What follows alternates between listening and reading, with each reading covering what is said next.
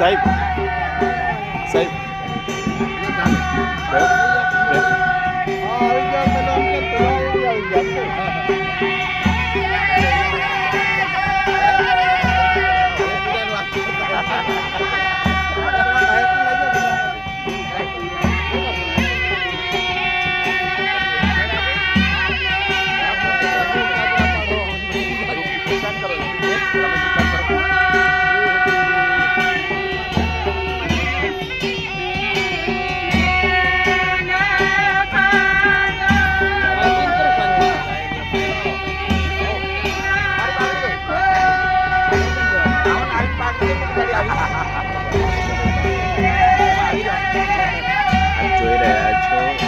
आदिवासी संस्कृति है। आदिवासी संस्कृति में जयरे छोकरा छोकरीનું લગ્ન થાય ત્યારે આ રીતે ભરાડી લખવામાં આવે છે। એનું રહસ્ય કઈ રીતે છે પછી આપણે પૂજારા પાસેથી જાણીશું, પણ અત્યારે જે ભરાડી દોરાતી નથી, ભરાડી લખાય છે અને ભરાડી લખાય છે ત્યારે એનું મહત્વ પણ અનેરું હોય છે। આપણે પૂજારા પાસેથી જાણ કરીશું, પણ આ ગીતો જે ગવાય છે અને ગીતોની સાથે આપ જોઈ રહ્યા છો ભરાડી લખવાની જે પદ્ધતિ છે, જે વર કન્યા હોય છે, વર કન્યા આ રીતે બેસાઈ અને સામે બેસી અને ગીતો ગાતી હોય છે।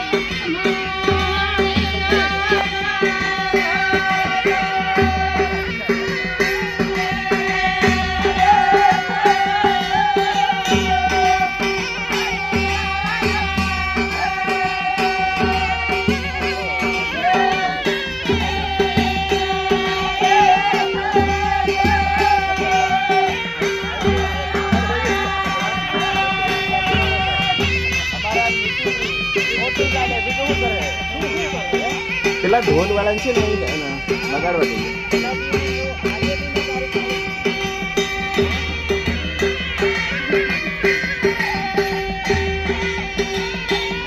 ગીતો ચાલુ છે।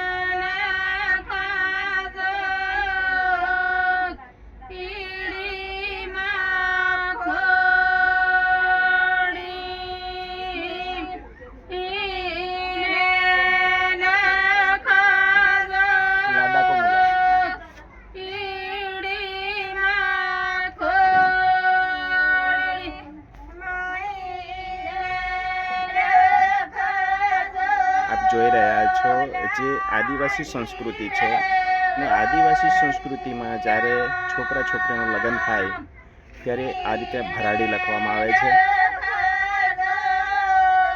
એનું રહસ્ય કઈ રીતે છે પછી આપણે પૂજારા પાસેથી જાણીશું, પણ અત્યારે જે ભરાડી દોરાતી નથી, ભરાડી લખાય છે અને ભરાડી લખાય છે ત્યારે એનું મહત્ત્વ પણ અનેરું હોય છે. પછી આપણે પૂજારા પાસેથી જાણ કરીશું. પણ આ ગીતો જે ગવાય છે અને ગીતોની સાથે અહીંયા આપ જોઈ રહ્યા છો ભરાડી લખવાની એક રીત છે, પદ્ધતિ છે. જે વર કન્યા હોય છે ને વર કન્યા આ રીતે બેસાડી અને સામે આ રીતે સ્ત્રીઓ બેસી અને ગીતો ગાતી હોય છે.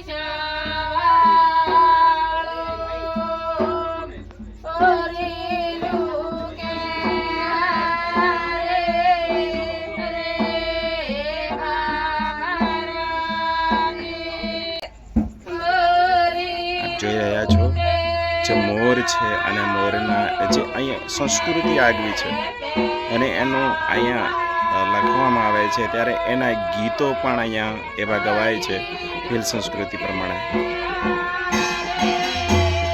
સાથે સાથે ઢોલનો પણ અહીંયા ગમખાર આપણને સંભળાય છે. તો આનો એક અનેરો ઉત્સાહ હોય છે જ્યારે વરરાજા અહીંયા બેઠા હોય અને એનો શણગાર સાથે આ આખી ભરાડી લખવામાં આવતી હોય છે. આપ જોઈ રહ્યા છો.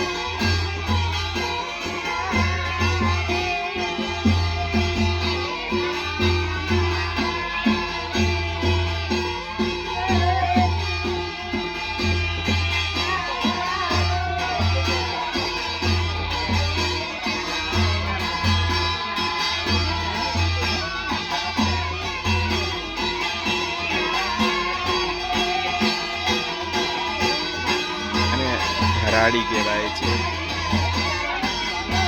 આપ જોઈ રહ્યા છો કે એનું લેખન થઈ રહ્યું છે સંપૂર્ણ. આ જે જોવાય છે આ માટીનો હિન્દી સંસ્કૃતિમાં ખપેડો છે, દિવાલ છે.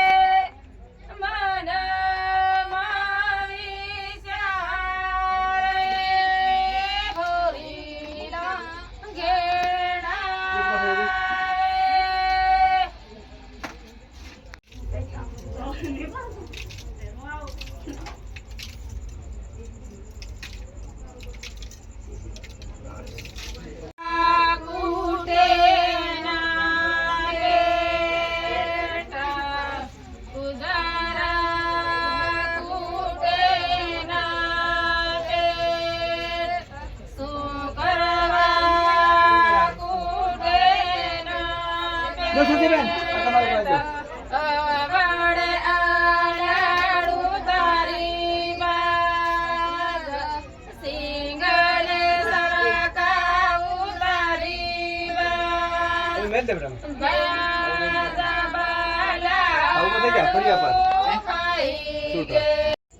અત્યારે ખલતા ખાતે છે અને ખલતા ખાતે આપણે ધાનપુર તાલુકાનું ગામ છે, દાહોદ જિલ્લાનું. અને ત્યાં આગળ જ્યારે આદિવાસી સમાજમાં, ભીલ સમાજમાં જ્યારે લગ્ન થતા હોય અને લગ્ન થતા હોય ત્યારે આ જે શું કરવામાં આવે છે, કઈ વિધિ કરવામાં આવે છે, ત્યાં અહીંયા સ્થાનિક પટેલ છે અને એની પાસેથી આપણે માહિતી મેળવીએ. આપણું શું નામ? રમેશભાઈ. રમેશભાઈ, હવે જે અહીંયા જે આ બધા ટપકા મૂકવામાં આવે છે, જે બધું દેખાય છે, તો આ શું કર્યું કહેવાય છે? અમારી ભીલની પરંપરા અમારા બાપ દાદી ચાલતો હોય. અમારે શરૂઆતમાં જમી માતાના ટીપકા મેલાય. હા હા. જમી માતાને મેલ્યા પછી દેવનો કુંવારો દેવ અમારે એને મેલાય. કુંવારો દેવ? હા, કુંવારા દેવના મેલાય. હા, તો અહીંયાનો દેવ છે કુંવારો દેવ છે. તેની પછી ખાદરજા દેવના મેલાય. હા હા. તેની પછી ગુંદરાજા દેવના મેલાય. હા. તેની પછી વગાજા દેવના મેલાય. તેની પછી ખેડા પૈસાના મેલાય. હા હા. પછી આતુર લચ્યા પછી આખી ઇન્દ્રાયણ લખાય. ચંદા સૂરજ પડાય. હા હા હા. એમાં ઇન્દ્રાયણમાં અમારી હેણુના હકા લખાય. હા. અને કાતેકડી લખાય. ઇન્દ્રાયણના હરકમાં છે એટલું બધું લખાય. હા હા. પછી એની પછી અમારે પરંપરામાં ચાલતો હોય કે આંબો પાડવો પડે એના એ લખાયા પછી. હા હા. એ લખાયા પછી આંબો પાડ્યા પછી એની ઉપર મોર બેહાડવો પડે. હા હા. પછી એનું ગીત ગવાય. હા હા. ઉડી જા મોરીલા એમ કરીને બહેનો ગાય. હા. તે એનું ગીત ગવાય. પછી અમારી પરંપરામાં આતરી વિધિ અમારા કરવામાં આવે. હા હા. તો અહીંયા બાજુમાં જે ઘોડા બનાવ્યા છે, બાજુમાં ઘોડા બનાવે અમારે કુમારો દેવ છે. હા. એનો ઘોડો અમારે ધોલો પાડવો પડે. હા હા. પાડવો પડે. હા હા હા. એની બાજુમાં અમારે ખાદરજાનો ઘોડો પાડવો પડે. હા હા. તો અને પછી હા અમારે લાડી વરિયા પાડવો પડે. આગળ આવે વોર, પાછળ આવે લાડી. હા હા.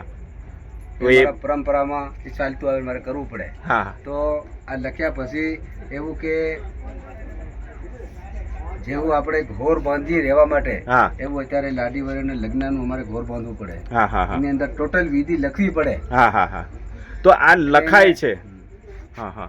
એને લખવાથી એને સુખ શાંતિ સારું એને આશીર્વાદ મળે. હા હા. આપણા માણસના મળે એવા દેવસ્થાનના પણ મળે. હા હા.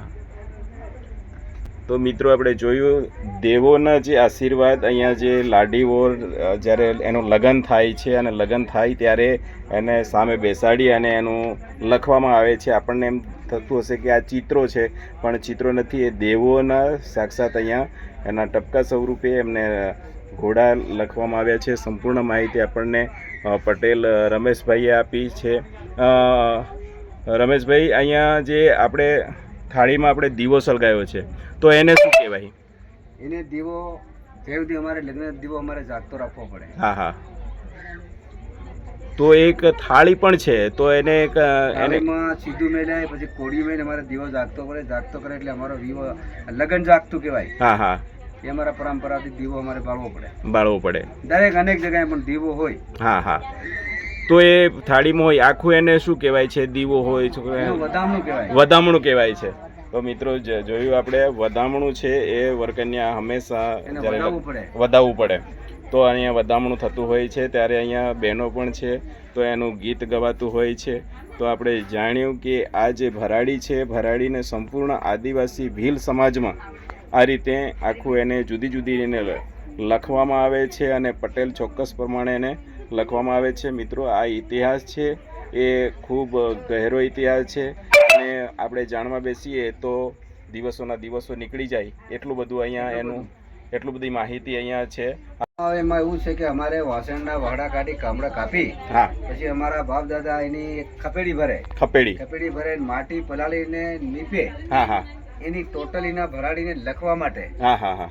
નીપી 2-3-4 દિવસ નીપે, એને કમ્પ્લીટ કરે. પછી એની અંદર ટોટલ દેવસ્થાન ભરાડી અમારી એની દિવાલ બનાવે, એક ખપેડો બનાવે. ખપેડો બનાવી નીપણ કરે. નીપણ કરી પછી એની અંદર આ ગોળ બનાવીને લખવાનું આવે. હવે આ જે ભરાડી લખવામાં આવી છે એ વાંસના દિવાલ બનાવેલી છે અને એની ઉપર માટીમાં આ લખવામાં આવેલી છે. માટી નીપણ ફેરવી. હા હા. તો આ સરસ લાગે, હા જોરદાર લાગે. તો સારી લખે. અને તમારે સિમેન્ટની દિવાલની બનાવી લાગે તો સરસ નહીં લાગે. હા કેમ કે આ પરંપરાથી ચાલતું હા આવે છે. આ પરંપરા છે. જ્યારે સિમેન્ટની દિવાલ નહીં પણ આ માટીથી જે બનાવેલી જે દિવાલ છે, લીપણ છે, પ્લાસ્ટર છે, એ અનુકૂળ છે ભરાડી માટે, દેવોને અનુકૂળ છે. તો એ લીપણમાં જ આ ભરાડી લખાય. બરાબર છે. તો મિત્રો જોઈએ અહીંયા આ જે ભરાડી છે લખેલી છે એ બિલકુલ આપણને જોઈ શકાય છે. વાંસના માંથી બનાવેલી આ ભરાડી છે અને એનું લખાણ થયેલું છે. લખવા માટે કઈ કઈ વસ્તુનો ઉપયોગ થાય છે અહીંયા? શરૂઆતમાં અમારે લોટનો ઉપયોગ કરવો પડે. લોટનો ઉપયોગ કરવો, પછી હળદરનો ઉપયોગ કરવો પડે. ચોખાના લોટનો ઉપયોગ કરવો પડે. તે પછી હળદરનો ઉપયોગ કરવો પડે. તે પછી અમારે લીલો કલર ફેરવવો પડે. હા કે કેમ આપણે ઘરની મોટી ઘર બનાવી અને પાયા કેમ પેલા મોટી બનાવી એ રીતનું ઘોરમાંની પાયા ઝુમર બનાવવા પડે. પછી એની ઉપર રાતો કલર કરવો પડે. એટલે આ બધું શણગારવું પડે. શણગાર કેમ શણગારી એ રીતનું શણગારવું પડે. શણગાર કહેવાય. તેની પછી અંદર દેવી દેવતા ટોટલ લખાય. હા ટોટલ એનું ઘર કહેવાય. હા ઘર કહેવાય. એટલે એવું કહેવામાં આવે છે કે જીવનમાં સુખ શાંતિ માટે જે સફેદ કલર છે એ સફેદ કલર સુખ શાંતિ માટેનો કલર છે. એ ચોખાનો લોટનો અહીંયા ઉપયોગ, અનાજનો ઉપયોગ કરવામાં આવે છે. અન્નનો ઉપયોગ કરવામાં આવે છે. જ્યારે પીળો છે એ જીવન માટે એક ખૂબ મહત્ત્વનો પવિત્ર જે કલર છે એ અહીંયા ચોખ્ખી હળદરનો ઉપયોગ કરવામાં આવે છે. જ્યારે મિત્રો કલર છે લીલો કલર, એ લીલો કલર આખી હરિયાળી ઘરમાં સુખ શાંતિ માટેનો અહીંયા ઉપયોગ કરવામાં આવેલો છે. ખૂબ સરસ માહિતી છે. અને આ રીતે આપણે આ ભરાડી છે એ ભરાડી આપણે આખી જોઈ અને મહત્વની વસ્તુ ખૂબ આ સકનવાળી વસ્તુ કહેવાય. સકનવાળી કહેવાય. પેડી પણ આનાથી તરતી આવે. હા બહુ સકનવાળી વસ્તુ. હા તો ભરાડી છે એ ખૂબ સકનવાળી વસ્તુ. ભરાડી લખવી હોય ત્યારે અમારે ગોતર ભરવા જવું પડે. ગોતર ભરી અમારે કોઈ નદી હોય નદીએ જવું પડે. વાવ ખરેખર તો વાવે જવું પડે. અમારે આ દેશતરનું વાવ પદ્ધતિ જેવી જસમોટની વાવ પદ્ધતિ છે એનું અમારે ત્યાં છોકરનું નેવું જ મેળવું પડે. નેવું જ મેળ્યા પછી એનું જલ લાવવું પડે. જલ લાવ્યા પછી એનાથી આ ટોટલ વસ્તુ અમારે એ પાણી નાખીને આ હળદરમાં નખાય, લોટમાં નખાય, રંગમાં પાણી નખાય. એનાથી આ વિધિ થાય. તો આ પાણી છે એ પાણી છે એ ત્યાંથી ભરીને પછી લાવવામાં આવે છે અને એ જ પાણીનો ઉપયોગ થાય છે. કોરું પાણી જેને કહેવાય કોરું પાણી. મિત્રો આપ જોઈ રહ્યા છો જે સામે માટીનો જે ઘડો છે અને એમાં જે પાણી ભરેલું છે એ જ પાણીનો ઉપયોગ. એમાં કોઈ ગોતરનું પાણી કહેવાય. ગોતર ભરવા જવું પડે. ગોતરનું પાણી. નદી હોય તો નદીએ જવું પડે. અત્યારે તો હેડપંપા થઈ ગયા જાય તો ખરેખર નદીનું પાણી જ જોઈએ. નદીએ લેવા જવું. નદીનું પાણી જોઈએ. બરાબર છે. તો ગોતર હોય, વાવ હોય, કૂવો હોય, પણ પાણી ત્યાંથી ચોખ્ખું ભરીને લાવ્યા પછી એનો ઉપયોગ કરવામાં આવે છે.